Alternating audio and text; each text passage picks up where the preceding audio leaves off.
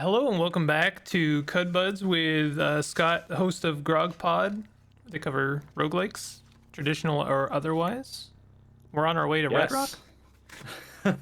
We are a whopping one. Whoop, nope, not down. We are a whopping one parasang in our massive journey out to the 6 day stilt. Uh, one parasang to the north so far. We've just been really unpacking the density that is this game thus far.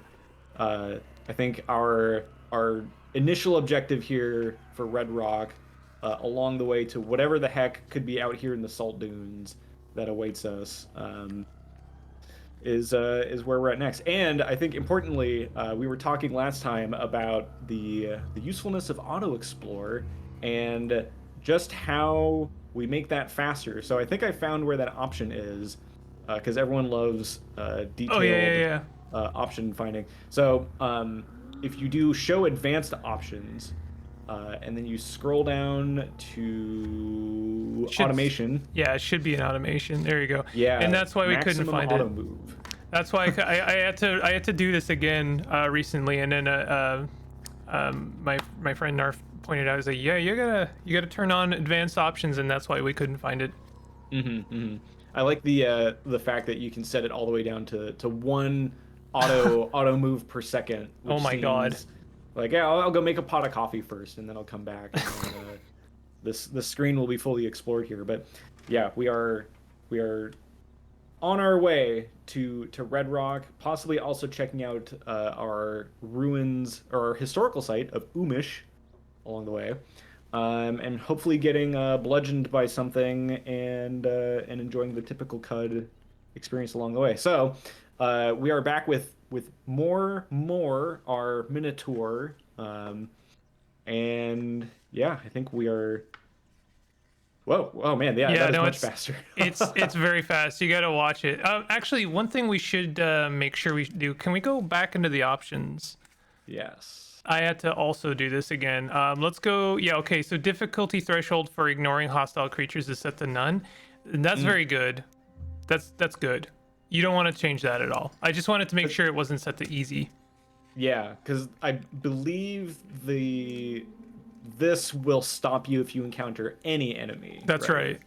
Okay. And believe it or not, even when you're like max level, there's still trivial and like easy creatures you want to be careful of. Yeah, you don't want to be teleported into a brick wall that you can't get out of or something. Yeah, exactly. All right, we are beelining it towards Redrock. So if I remember right, where we left off, this kind of environment screen here, where it's just kind of big open environment with some glowfish. Like, this is something that you would just kind of walk past because there's not like something hiding here that we should go and investigate or think about doing on our journey here, right? Well, there are a couple of Easter eggs hidden in the marsh, and like honestly, if you really cared, and sometimes I do, exploring like every tile you're on in the marsh is not a bad thing to do. You might even also, if you want, I don't know if this is something I had to bind. Try hitting like Control tilde. This might be something I bind. Okay, that is apparently the wait. So if you do wait until morning, that will automatically just wait until the morning. And then if you hit wait a couple more times, because basically there's a transition. No, I meant like the actual like wait command. Oh, yeah. There's a transition. When it actually gets to be morning. Well, like, so are you using the default controls or the numpad or a controller? Just default. Okay. You could do, yeah, there you go. That works. Oh yeah. You definitely want to figure out what your actual like wait button is. It's possibly one of your most important commands for a traditional roguelike. Yeah. But yeah, there's like a the, transition between night and day that takes a little bit, like about 20 that we turns. can kind of see in the upper right where the moon is going down. It looks like the pink sun is coming up a little here. But we're famished. We should probably eat something first. Right? Yeah, absolutely. So you have make camp set to 3. That's the default like when an ability is just kind of thrown on your abilities bar. Mm. I always set that to Shift C, and then that stays consistent from game to game. Hmm. So is there a way? So these abilities here feel kind of it feels like very much like Tales of Maj'El, where you have just like a bar filled with abilities. The more abilities you get, they fill up this bar kind of deal. Is there a way to like reorganize these or? Yes. If you hit A, you'll be greeted with this prompt, and this you can use page up, page down to basically reorder some of your stuff. And like the way I do it is like I just make sure that all of the abilities that I'm for sure using and not are not circumstantial are in the like the 10 or so abilities up top, because they will get shuffled to a separate bar. And I don't do second bars. If there's any useful abilities on my second bar, they're never getting used. Yeah. That's how I feel like with tomes sometimes, where like the ability bar just gets like anytime there's like a scroll involved, I'm just like, nah, forget Yeah, it.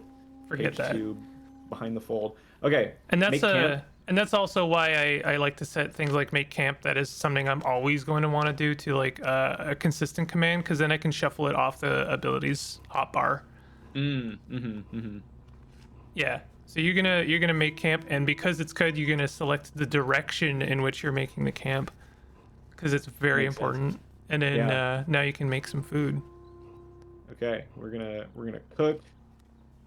So we can choose. I know that there's like a lot of abilities that involve very detailed cooking, and we were kind of talking about last time about how like, oh, I don't know, how tedious that sort of process is in other traditional roguelike games. We're like, oh, in order to make this soup, you have to have 5 mushrooms, and if you don't got 5 mushrooms, forget about it. But it seems like in Caves of Cud that like making like if I just whip up a meal here, like I just clicked a button and all of this just happened without me really doing anything. Yeah. So I think what I really appreciate about CUD is that it takes the things that are generally pretty tedious in a lot of games, and it streamlines that specific process such that you don't really have to think about it too much. And then it really kind of distills it into its like core mechanical process. Like when it comes to tinkering, I don't know if this is true for you, but for me, I get really bogged down in hierarchical crafting menus. Like even something like Minecraft drives me bonkers. Like I don't want to remember how many sticks and rocks and what arrangement and whatever, right? Yeah. Even things like V Rising or any kind of survival game is like, what do I need to make this and what table do I need to use it in? Yeah. Tinkering in CUD, there's like 10 bits and they're A, B, and then 1, 2, 3, 4, 5, 6, 7, 8. That's like they have names, but like you don't have to worry about them. There's just like A and 1, 2, 3, 4, 5, 6, 7, 8. Like it's just easy. And then all you have to like really consider is like when you're looking at what you want to make, how expensive is it? If it uses Yeah. a 5-bit, it's going to be expensive, So similarly with cooking and gathering, you can actually surmise the effect of a meal based on the ingredients you're putting into it. It's all very conveyant in a way. It's all conveyed in very kind of like thematic, juicy ways. But yeah, for Yeah, now so we're just making random hair based meals. I was about to say we have a delicious soup of 1 dram of water, some ash, and a yaraba root, which sounds delectable. Honestly, that sounds like edible. It's got an actual vegetable in that soup, like You eat the meal. it's So delicious. now if I guess, yeah, okay, there we go. Now we're sated. So what is the why do that? Like we were famished before, we're sated now. Like why does that matter? You can go forever. You become hungry and then you become famished. These are debuffs. They actually you take a hit on your move speed and some minor stuff. Famished is actually a massive debuff. I think you actually have a chance. You lose a chance to dodge on certain things. It's actually pretty brutal. So it is a form of punishment until you can find a safe spot to eat a meal. But it's Mm. also there to kind of encourage you to get into cooking. Um, but yeah, you're eating to get rid of those debuffs basically. Yeah.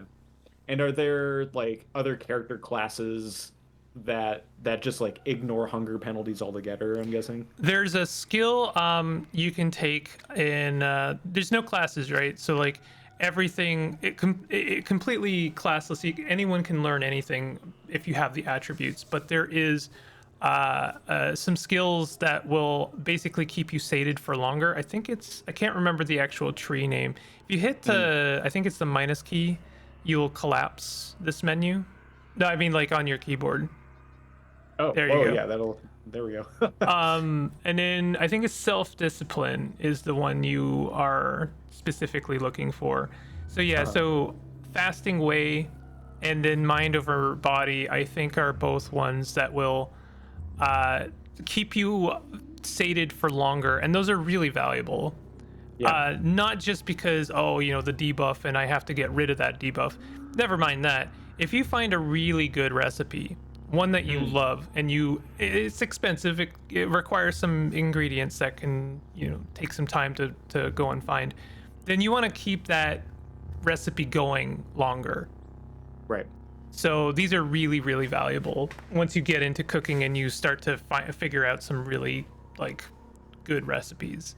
And the other thing I was going to say is that when I say recipes, there's another skill in cooking and gathering that basically saves recipes, which is Carbide Chef.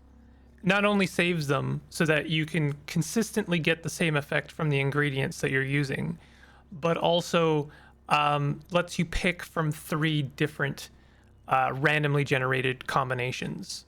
Hmm. So you have a better chance of getting the really good recipes.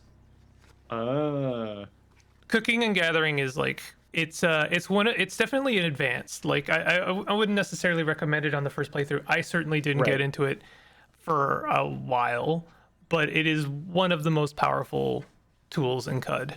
This does feel something like if you are again like I kind of come back to thinking of Caves of Cud as uh like the Elden Ring of roguelikes, like Elden Rogue almost, Yeah, where you're about to go into a big boss fight and you're just like doing buff after buff. You're basically eating like a full-on meal and you're like stacking all these super buffs, ready to go into like a crazy hard boss fight. Like, okay, I've got all of my health and dexterity buffs and all that stuff stacked up, good to go. But you're not worrying about that stuff in your first couple hours of playing at all. true.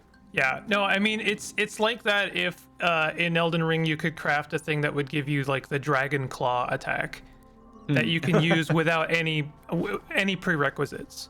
Hmm. Like that's the kind of power we're talking about. Wow. Okay, well, our root soup We've is going to almost made power it. us. We've almost made it to Redrock. So we're in Dupapa now. Oh, we're in Dupapa. That's interesting. This must be a ruin. Oh yeah, this was the ruin that we came across before. Oh, And okay, yeah. I was very scared of. You said, "Oh, not to worry. These are no problem." So I think we've been through here. Ah, yes, we've gotten to Redrock. Finally. All right, good to surmise our sitch. It's a slimy outskirts, which means we are very bound to encounter some amoeba, which can suck. Oh, I'm also seeing some baboons here. Yeah, and baboons are like your classic, typical first death in Caves of Cud. Well, they're average level though, right? We should be able to. Oh, absolutely. I mean, one baboon is fine, but it's kind of like that scene from Ants, or not Ants, Bug's Life, the other one. Mm. The other one. Yeah, I mean, one of them is fine. It is actually literally that scene where like the guy is illustrating what the kind of damage one ant can do to you, and he's throwing a rock. They're gonna throw a lot of rocks at you. There's a good number of baboons probably hidden on the screen, and they all have rocks, and one rock is fine, but like 20 rocks will eventually bludgeon you to death. Yeah. Now, understanding the strategy of like, oh yes, this is a creature I've never seen before, this weird hulking baboon thing. Mm-hmm. Are there any sort of hints from this examination screen that we can pick out details of, like, this is how I should approach the combat situation without having seen this enemy before. Because that seems like a big thing in CUD of, like, you come around a corner, there's this big hulking monstrosity I've never encountered before, and, like, okay, I see that they can do a vicious bite, I see that they have a small stone. Is that enough context info, you think, for us to The only other fight, thing, the or- only other clue might be his eyes are full of stony mischief. In this context, I don't know if necessarily the descriptors are always helpful in that sense, but honestly, in CUD, I will say that you do just kind of have to play, footsie with a creature for a little bit to understand what their whole deal is and why they're as dangerous as they are. Sometimes Right. dying to a creature is going to be a thing that teaches you the lesson, and there's not really any way to avoid that. I think that's kind of true for a lot of traditional roguelikes, though. Yeah, I would agree. And there's no, like, bestiary or anything that you're filling out as you progress or anything, right? No, not really. Only a mental one.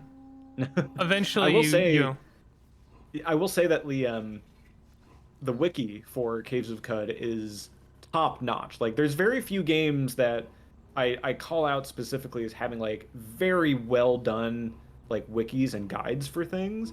But Caves of Cud I come back to a lot. I'll try not to spoil it too much for this series by going there, but the times that I've gone there, I'm like, wow, this does have everything. It's very well laid out, very organized, very clear as to what everything in there is. And I remember the first few times I was playing, like, Dark Souls games, I was like, man, I need to just have this open on another window. But I think for the most part, you can kind of traipse around without alt tapping back and forth repeatedly to be like, okay, what do I got to do in this specific situation? Yeah. I definitely, the wiki assisted a lot for both making any kind of content for Caves of Cud, as well as, like, trying to basically fact check for making tutorials. I mean, full transparency, I don't think there would be a tutorial series without that wiki. Yeah. So yeah, it was insanely useful. Okay, so calling back my my Mortal Kombat strategy here, we got a freezing ray and we got a charge as kind of like two big attack openers we can use on this baboon here. Does it make sense to use one versus the other, or should we just try experimenting? Well, it makes sense to use your freezing ray since it's your ranged ability while you're at range. So you can definitely do that, and then you do some damage, and then charge is actually an amazing opener. Unfortunately, you are one away. Now, yeah, I was gonna say you could move one closer, and since they are a ranged user, they're probably not gonna close the gap at all. So moving closer is probably gonna be the thing that makes sense. Yeah. And now, charge. I have found that it tends to push them back a little bit, but I also think that maybe if they're a ranged user, they will tend to want to keep some distance. The good news is that they have a limited number of stones.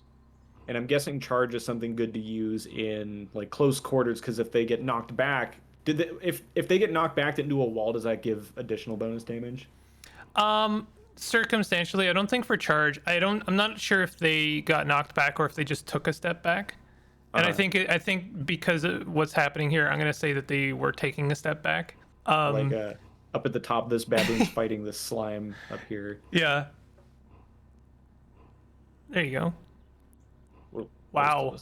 That was they just threw a small boulder at you. That's not a small rock. Whoa. That would have done some damage. That would have hurt. That would have hurt a lot. Because it's got 9 pen. That's got 9 pen and you've got only 2 AV. So if it had hit you, it wouldn't have done 1d3. It would have done 1d3 times the number of times it would have penned you. Oh. Huh. So I'm a little surprised. I don't recall them throwing small boulders, but maybe they got a little bit of an upgrade. Hulking baboons can maybe throw bigger rocks. He's just that mad that I've taken out his buddy there. Okay, Yeah. we got another baboon up here. Breaking line of sight, is that something that's advantageous? Just, like, am I in a good defensive position here to wait for the baboon to come around the corner, or are they just gonna, like, keep lobbing stuff? No, here? you got it. That is exactly what you want to do. Their behavior is pretty predictable, and in fact, most ranged units, I don't think they ever are smart enough to know, hey, just keep blasting, just keep throwing rocks. And Yeah. I mean, the baboons especially. Well, you can't charge them from 1 foot away, but the baboons especially, they only have a limited number of rocks, so they have to come to you after they've thrown them all. But even Yeah. if they haven't, they'll just close the distance and try and find you. Oof. Okay. Okay, we're below 40%. I know that that's one of those thresholds that you can set of like, uh-oh. Yeah. So you might want to take your witchwood bark if you want to continue fighting him, and I don't think that that's necessarily a bad idea to keep fighting him, but Yeah. you want to eat your witchwood bark and hope that you don't get confused. You got confused. Oh no. Oh no. I've eaten my blah blah blah blah blah. Yep. You do him call. Now, there is a metagamey exploit. A couple of ways to suss this out. It's not the end of the world. And this only lasts a little bit of time. It does. Also, it, right? it can definitely be a bad thing though. Like it lasts exactly long enough to be a problem. Now, if I remember right, eating witchwood bark heals you and it confuses you. Mhm. I don't remember if it confuses you to the extent of like changing the layout or like the tiles on the map, or Yeah. is it just kind of text based? So it doesn't change anything. It only changes how you are seeing the world. Right. But nothing has moved. So in this case, it is showing an accurate representation of where the baboon is, but you know they're still to your right, and you can keep smacking them. Uh-huh. Now there might be reinforcement baboons around here. I do like the idea that you're so confused you have no idea what anything in your inventory is anymore. Yeah, and Like, this can be a real problem if you're like, oh well, I want to take some more, like take a tonic or something, and you can't find it. The fact that they have icons now is actually like so much more helpful than it used to be, where you just have to like. I had a really fun workaround for this. Is I don't think it's my workaround, but you could basically put things in a chest. So you put some of your recovery items in a chest, and then you go through one by one in each with each item. And if you are able to open it, then you know it's your chest, and then you know your recovery items are inside. So that would be a way to kind of like narrow down how to find your recovery. Okay, so in this situation, well, I guess our health looks okay. You've got a couple more turns of recovery from the witchwood bark. It's not just one; it's a couple of turns. Okay.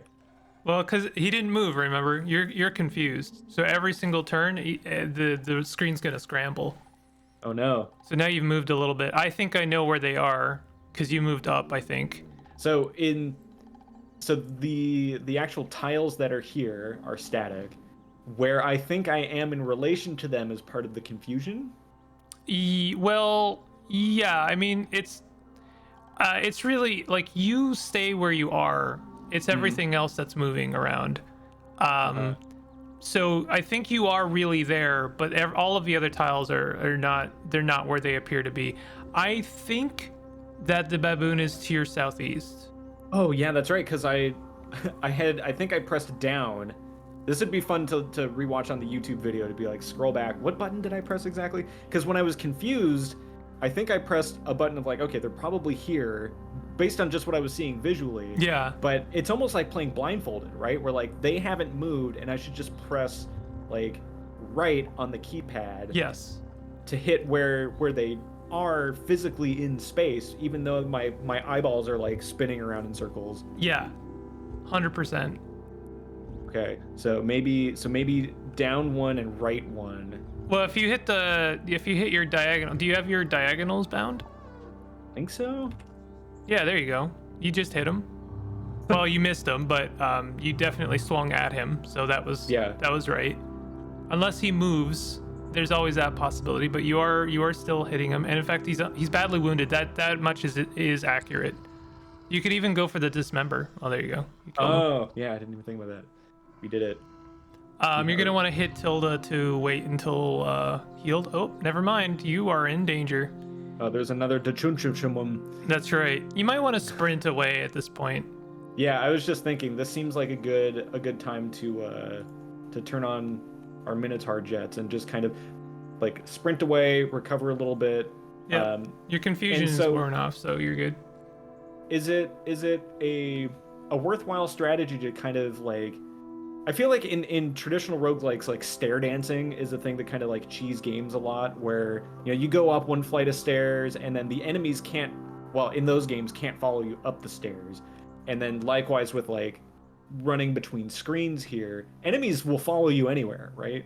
Yeah, they can follow you up the stairs in CUD, but only if you step off the stairs. So, stair gating is 100% a thing in CUD, and Ah, I don't really see it as cheese because it's the same as basically like if you're fighting a bunch of guys and you go run down a corridor so you can fight one of them at a time. right. It's Yeah. just good strategy, I think. And then just like blocking the door so that they can't get through. Yeah. So Okay. if you want to hit tilde, I don't think is that control tilde or just tilde? For me, it's control tilde. Yeah, I've tried to keep all the key bindings default Okay, at so the moment. you can hit E to wait until healed. Nope, Oh, he unless followed you. so maybe I can And you freeze can that freeze him. baboon. You're probably gonna want to take another Witchwood Bark Yeah. because they How's he they just doing? did 9 damage to you, so that's your full health bar right now. Oh, well, yeah. Okay. That they created like 5 times, but and you're confused again. But you know where they are, and now you kind of understand how this works. Yeah. Can I use dismember if I'm confused and like within melee distance? Yep, absolutely. Okay. So select a direction. So you're selecting I north. He is yeah. actually where he looks right now. He won't on the next turn, probably, but Yeah. all right, you missed him, unfortunately. All right. You missed with your hocha mucha. So and we still have teleport as our emergency bailout, but Yeah, we're, now we're full health again. that one is a little weird. I'm not sure how teleport works when you're confused. You might not actually be able to use it if you're confused. Hmm. I think you might, but it is a mental mutation, and mental mutations are kind of nerfed when you are confused because you are technically like your whole mental awareness is nerfed slightly. That would make sense. Your MA is only 1 right now, and I think that is due to the fact that you're confused. Uh, Confusion is actually pretty dangerous. Like when you're squaring up against a mental mutant that can like burrow holes into your brain and you get confused, and they just have like every possibility to destroy you on the spot. oh no. Okay, so we know spatially the baboon is still one tile north of us, so we could click on that tile north of us or Yeah, hit like 8 on the D-pad. I'm just gonna do 8 on the D-pad to keep things similar. All right, so they moved, in air quotes moved, yeah, but in theory they're still in that same spot, 1 unit that's right. above. I where don't we think are. they moved at all. I think that's your confusion messing with you. Yeah, So if you hit north again, there you go. You killed him. got him.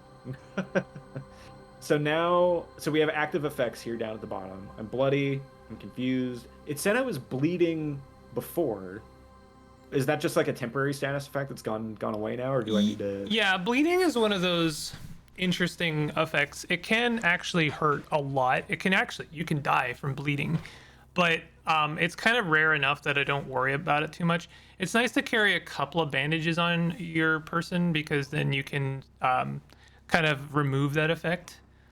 Right now, I think bloody is actually a good effect. I think that increases something. I'm not sure.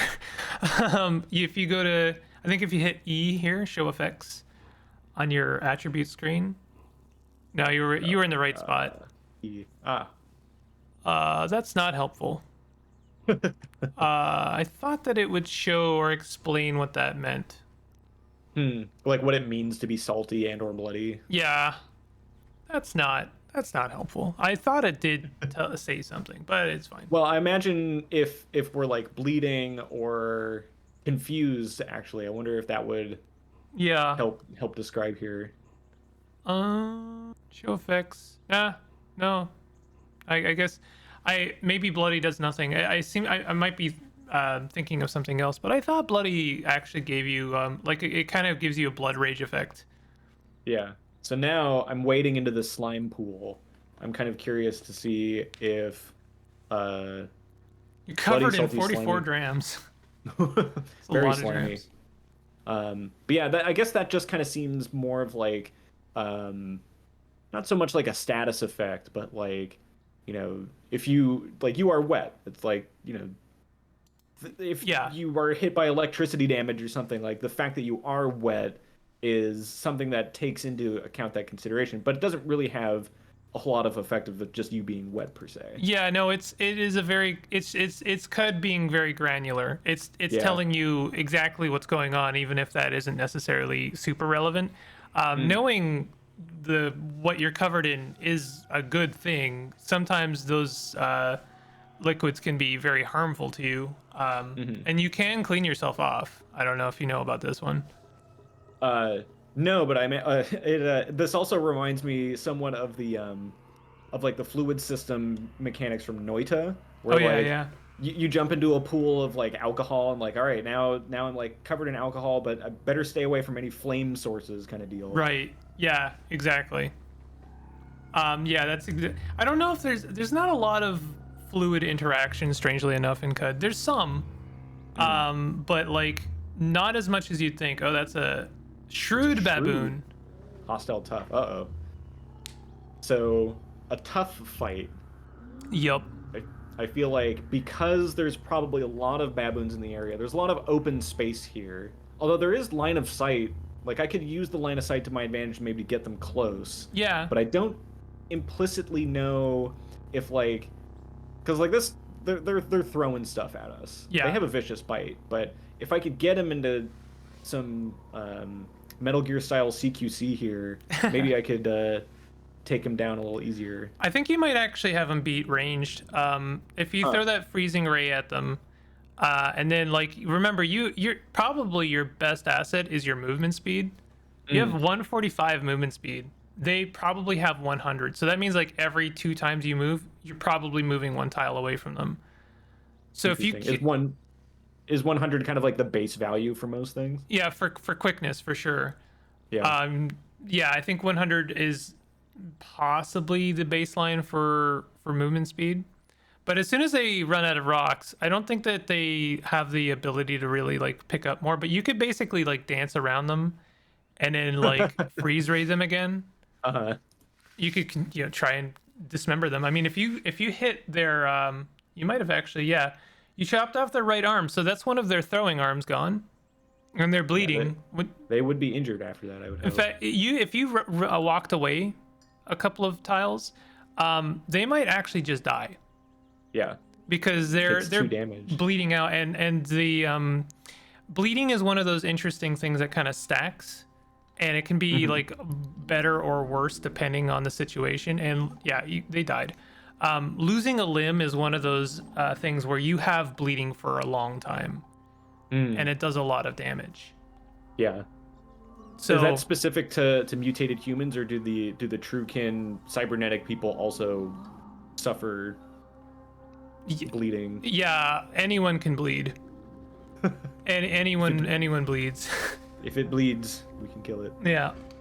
Um, Funny enough, I mean, I think one of the more underrated mutations is regeneration, which Huh. has some really fun effects, but you can level it up enough so that if you ever lose a limb, you can just regrow it back on the spot. Mm. And bleeding is not nearly as much of a problem. So we still have a good amount of baboon army here. I don't know if Yeah. we've taken out a good chunk of their heavy units, but is this something that we should continue with the fight, because we're getting pretty close to another level here. You Do we want to could- like?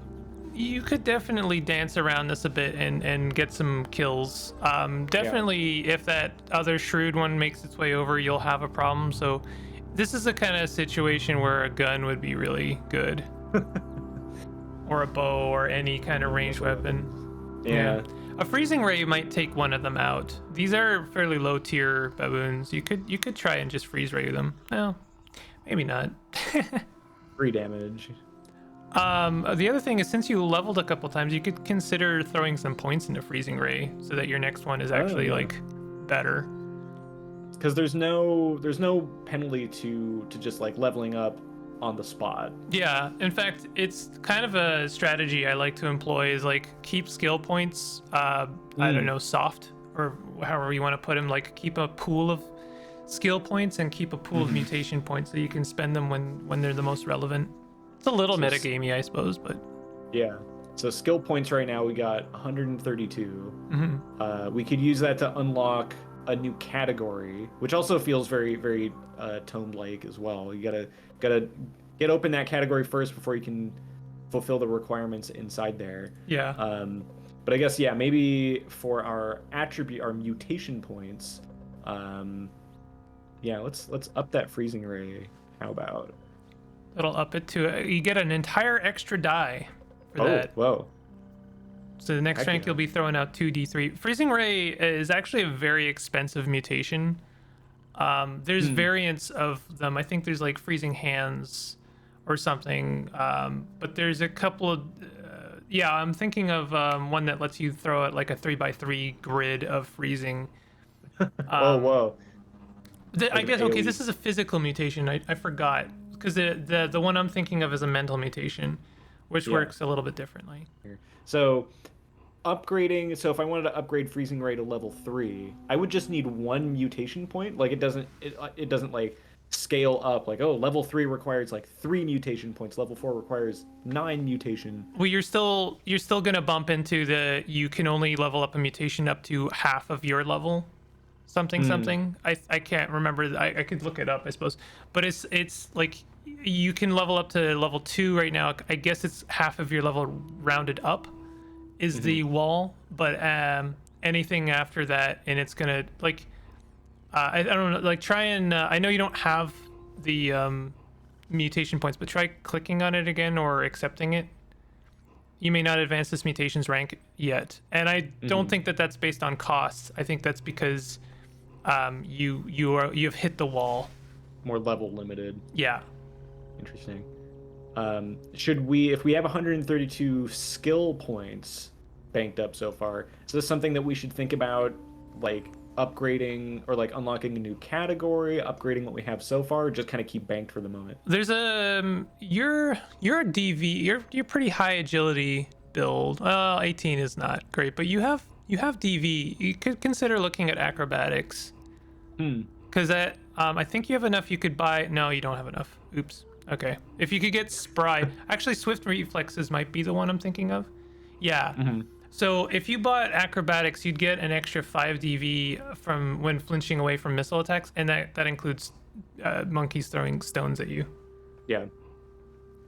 So that would just like give you a huge advantage. Like this is a perfect example of like why keeping some skill points on you is great. Yeah. And so like, and this is just a passive ability. Like, Yeah. this isn't something that we activate at all. That's right.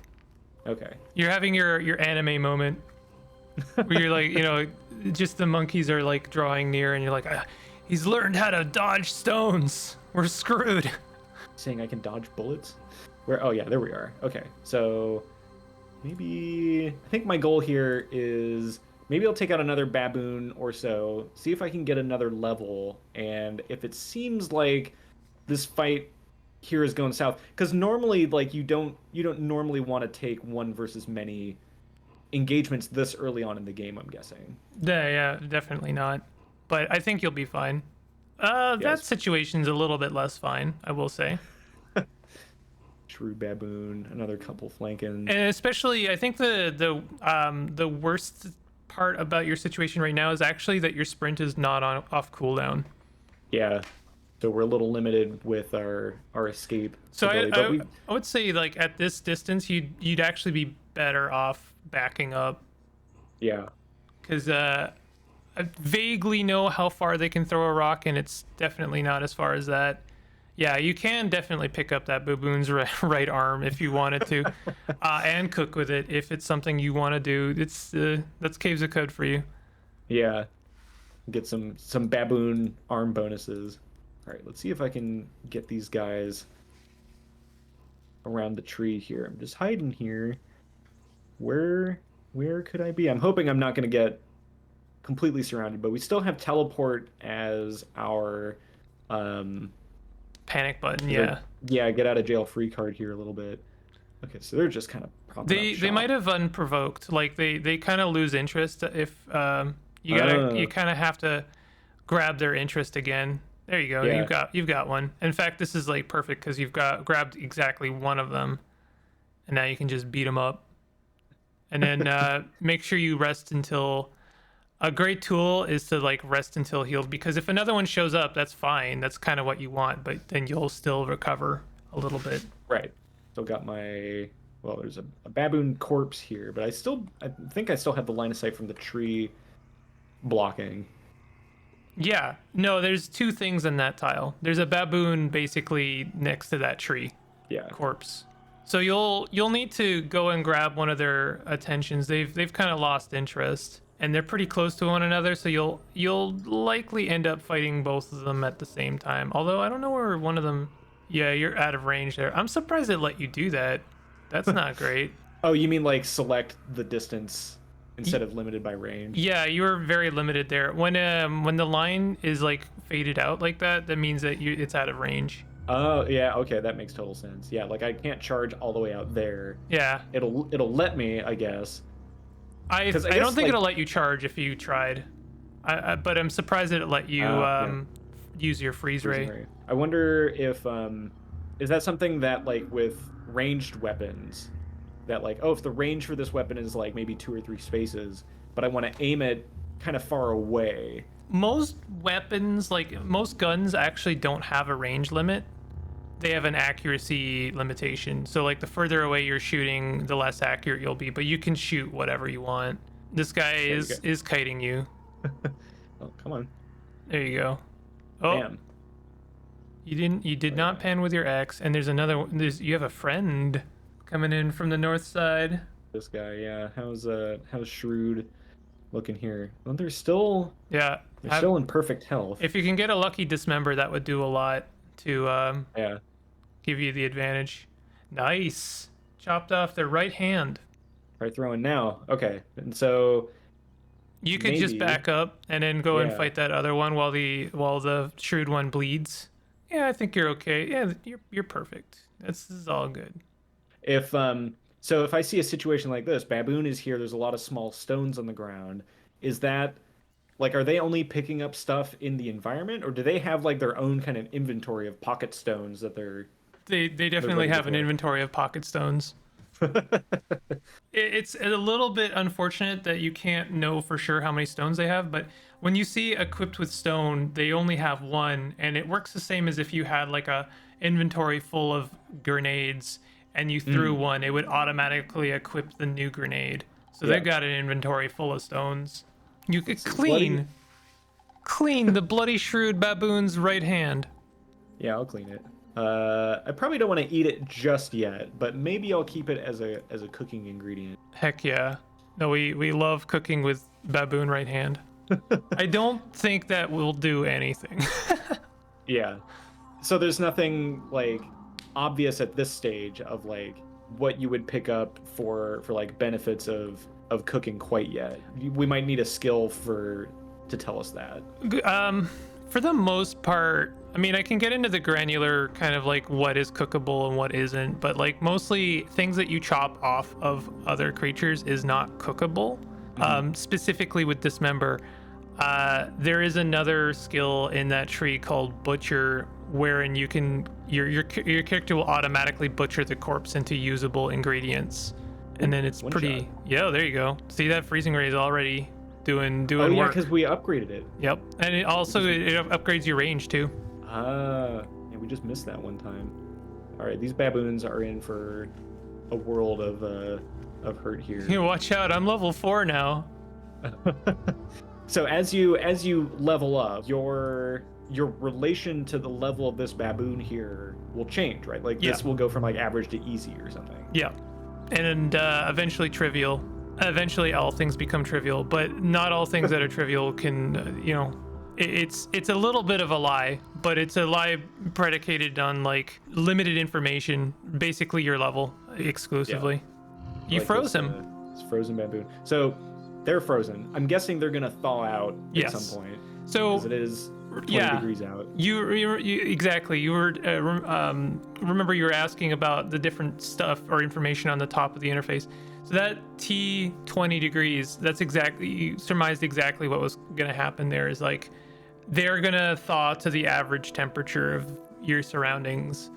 But it's a really good idea to keep an eye on that, because sometimes you can just like instantly die and not even like, you know, what to exactly, or you're frozen and you're not sure why. It's a good thing to keep an eye on occasionally. It's pretty obvious when something bad's gonna happen though. Yeah. There you go. More skill points. Another mutation point. Excellent. Oh, and this is very important. Huh. So this is So you want to be very careful here. I mean, there's no wrong answer here. But there's interesting things happening. This is like a really, like I covered a lot of this. But basically physical mutations have a chance of rapidly advancing when you hit milestone levels, and level 5 is one of those. I think it's level 5, and then I think it's every 10 levels after that. And it's only physical mutations, worth noting that. So like teleportation's not on the table here. The important thing to remember is it's going to level up that mutation 4 times. Whoa. Oh, so going from like 2 to 6. Yeah, exactly. However, your level gate still applies. So basically what will happen is the mutation will be bumped past your level gate and then will be nerfed to the level gate. I don't know how to put that better.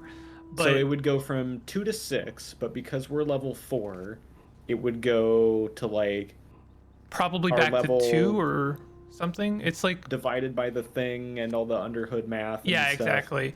But it's still level 6. Like it's not taking that away from you. So as you level, then the mutation will kind of eventually reach its full potential. Ah, interesting. So it's almost kind of like banking the upgrade in a way, but gating it based on what your character's level is. Yes.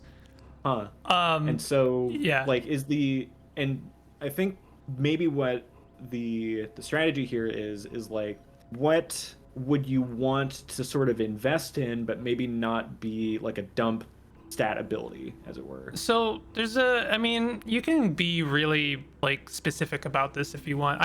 I kind of tout the method of like picking one mutation to be your rapid advancement dump, regardless of what level you are, and then leveling up the other mutation.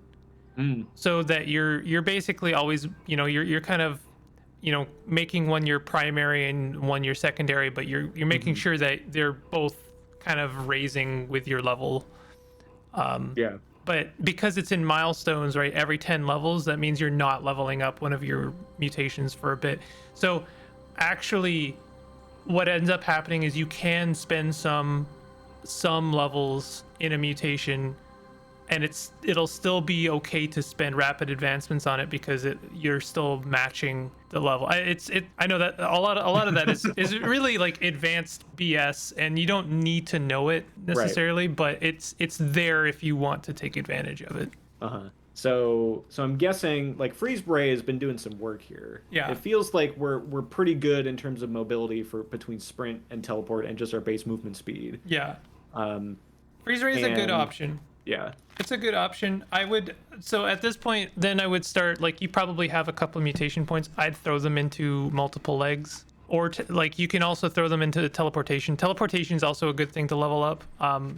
It's not going to become as, it's not as instantly gratifying, but it is a good thing to level up. Yeah. Or having a good get out of jail free card. It's kind of unfortunately one of those things. Teleportation is like, it's not going to be good for a long time. Like reducing its uncertainty radius from 11 to 10 is like, oh, who cares? But reducing it from 6 to 5 is a big deal. Yeah. Also, like for me at a certain point, I would be trying to play the mutation gotcha gambit of like trying to get clairvoyance, because like clairvoyance and teleportation is just like ridiculously good. So because clairvoyance is the one that allows you to just kind of see what's on the like outside the fog of war. You can just be like, what's in this area right now? Yeah, exactly. And there's no range limitation to teleportation. So if you can clairvoyance an area, you can teleport there. Oh, interesting. And especially if you're underground and you see like another part of like the cave system over here and you're over here, you just be like, all right, see you guys, and then teleport over here away from the big hostile threat or something. Yeah, exactly. Wild. Okay. And teleport eventually becomes a one tile radius, in which case you're just like sniping a spot. And clairvoyance becomes so powerful that you can literally see the entire screen, which is like one of those magic moments where you just kind of understand exactly how powerful you can become in Caves of Cud. Yeah. Well, I'm seeing some red rocks here. There it is. That's the flecked shale that Oh yeah. Mehmet was talking about. Still not used to how fast the click speed here is. So on our quest log here, go to Redrock. Oh, right. Travel to Redrock. Find the creatures that are eating Jopa's water vine. That's right. Okay, so we're on a creature hunt. We gotta pick up that creature's corpse and bring it back. Yep. We finally made it to Redrock. This is you. It actually makes me laugh. Like, after I upgrade my machine and like I hit the auto explore button and it's just like instantly. So we should go to these stairs, right? Yep. That we auto explored right past. That's our dungeon. It's not a bad idea to clear the zone that you're on. Because if you encounter danger down there, and you will, you're gonna want a place that you are certain is safe. Yeah. And these amoebas suck. I maintain that amoebas are one of the biggest pains in the butt early game. Yep, it's more guys. You got a bad roll. You got a slimy Redrock. So there's amoebas. I don't think I can dismember. You totally can. Oh, you can totally dismember an amoeba. There you go. You did it. You chop off the giant amoeba's sensory ganglion. Take that. Yeah. I actually think that might mean they're blind now. I think they might be blind anyway, though. I don't know what they are now. Uh-huh. What is an amoeba without its sensory ganglion? Why, it would just be a cell, wouldn't it? Yeah, it's just an amoeba. All right. There we go. We're good. You definitely want to build a habit of resting until healed after combat. Yeah. It's very you're good now. You recover naturally while you're exploring, but all right. Redrock first floor. You get to experience Redrock. This is upgraded Redrock. This is not the Redrock I knew when I first started playing Cud. It's undergone a couple changes, nerfed and upgraded in a way. But it used to be a lot more simplistic, a little bit more generic. Oh, there's you're gonna want to back up for sure. Giant centipede. Well, you got the giant centipede is actually not the problem. You've got a seed spitting plant. Yeah. And they're gonna hit you while you're also fighting a centipede. Those animations were kind of like life changing. For the throwing. Yeah, well, like it shooting those little pellets there. That was for me, it's still a recent addition. But like you would just look in the log like, oh, something is shooting at me. Oh, I might want to back up. Now you actually get to see where it is. Yeah, I'll say the animations for like a grid-based, tile-based game like this are surprisingly robust. Like you see with the like make campfire and just like the little smoke pellets coming off of that. Just adds such a nice little level of detail to an otherwise like very I guess it could kind of feel archaic at times interface. What was that? Oh, another giant centipede. Yeah, you might want to sprint. You might want to sprint away, or take some witchwood bark because you have every opportunity to get beaten up. Something about the take an opportunity to heal. Oh, you're getting very bad rolls on that witchwood bark. All right, I think the centipede was to the top left. Yeah, I think you are correct about that. Yeah, I've this is gonna get a little bit spicy maybe, but I've heard I've heard the accusation a couple of times that Caves of Cud is basically like playing a spreadsheet, and I don't relate to that at all. I actually think that Caves of Cud is a beautiful game. Hmm. I think it's like immaculately designed. Um, Speaking as someone who's tried to design tiles for Caves of Cud, either for mods or just for fun, the conveyance of each and every single tile in Caves of Cud is done with such artistic expertise. I can't understate it, Yeah, even just or like the overstate it. design of like something that you would see something like almost at home on like a Commodore Yeah, for graphics. Like this chest, like I love like the chest sprite. I love the Minotaur sprite. Like everything, like the graphics, like even just this vine over here, just it just looks so like well designed with how little the artist is working with. yeah. The artist is working with like literally a three color palette. Um, Yeah. well, people say it's technically a two color palette, but you also have the alpha channel. So Mm. and the artist I'm gonna I'm terrible with names. I'm afraid. Sorry, artist. Um, has used the alpha channel to amazing effect to create shadows Mm. in cut. So if you even like look at your centaur, like just a little hint of the fourth leg. Yeah. You can zoom in by scrolling, by the way. I don't know if you knew. Whoa. Yeah. So like you can see a third and fourth leg and like Yeah. the hint of the arm, and it's just like in the shadow, and it's done so well. People have like openly laughed at me about like I don't think you understand just how difficult or Yeah. how amazing that is. Yeah, like how do you convey a mutated human centaur that's white and green with like, I don't know, what is this, like 30 by 50 pixels? I used to know exactly. It's a yeah, it's a tall tile that they've worked with. So we're almost on our before you well, Oh, that was gonna happen. Don't worry. no, no, We're keep started. gonna probably. It seems like a good time to break. Yes, I agree. Um, so we're still heading in. I have a funny feeling Redrock will be this series. Um, Because this is a dungeon, right? This is like this has floors to it that are getting progressively harder. We got a mission objective at the bottom, yeah, and is there's no way for me to see the world map from this depth, right? You have to be up on the surface to go to yeah. the world map. You'd have to go all the way upstairs. Yeah, Right. this Redrock is very much your first dungeon. Hmm. Interesting. Yeah.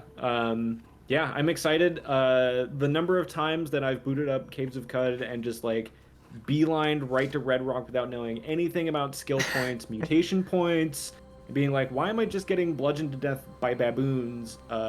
Is too many to count. So the fact that I've made it this far, level 5, already, and armed with all of the knowledge that I've been getting so far, has been invaluable. So. Well, you're a quick learner. You pick up things very very quickly, and also take in the very like important information at the moment. I think it's not an uncommon experience in CUD, and maybe it's even like kind of a proving grounds to go and get beaten to death by rocks and like go in and make a couple of mistakes. And I think that Yeah. that is part of the fun for CUD is how how many ways can I die in interesting ways. Hmm. Yeah, I think that's a good place to pause for this one. All right. If you're enjoying at home, maybe you want to hit the like button, consider subscribing for more content like this, and maybe go check out Grogpod. They cover a variety of roguelikes, traditional or otherwise. Scott's the host. You have anything else? Yes, I am the host. Me with 2 and 3 surly friends, talking about yeah, games, everything. We just covered World of Horror, a manga style Junji Ito H.P. Lovecraft mashup that is very far removed from something like Dungeons of Dreadmore, which was our first episode. But we have covered stuff like Tales of Majel. We have covered Cogmind. We've, and Cataclysm, One Way Heroics. What else we got in here? Risk of Rain, Sword of the Stars, The Pit, and even RimWorld because we thought, well, if we're gonna cover Dwarf Fortress at some point, it's on the to-do list. Don't worry about it. Um, it felt like RimWorld ticked enough boxes to be tangentially relevant, and is also one of a couple of my co-hosts like one of their favorite games of all time too. So, kind of the whole gamut of Rogue stuff. Yeah, if you want to be listening in your car to give your traffic commute a little bit of something Rogue infested on the way, grogpod.zone is the place to start. Nice. Awesome. And we'll see you next time.